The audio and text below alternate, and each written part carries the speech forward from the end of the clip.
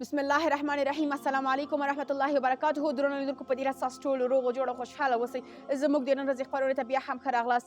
درنو لیدونکو ما تاسو ته په تېره خپرونه کې د صلات التسبیح د لمانځه په اړه وویل، یعنې د صلات التسبیح د لمانځه فضیلت مې تاسو ته بیان کړ. اوس غواړم تاسو د صلات التسبیح د لمانځه طریقه در وښیم چې صلات التسبیح لمونځ څنګه ادا کیږي. درنو لیدونکو کله چې تاسو نیت وتړه د څلور رکعاتو، کله مو نیت وتړه بیا به ثنا یعنې سبحانک اللهم سورت فاتحه به ووایي، بیا به له سورت فاتحې نه وروسته یو بل سورت هم وایي.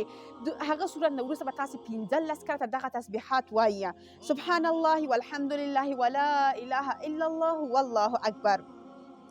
بیا په رکوع کې تر سبحان ربي العظیم وروسته 10 ځله، بیا د رکوع نه وروسته په قومه کې 10 ځله، بیا په اوله سجده کې تر سبحان ربي الاعلی وروسته 10 ځله، بیا په جلسه کې یعنې د دواړو سجدو ترمنځ کېناستل 10 ځله به بیا هلته وایي، او په دومه سجده کې هم 10 ځله ویل کیږي.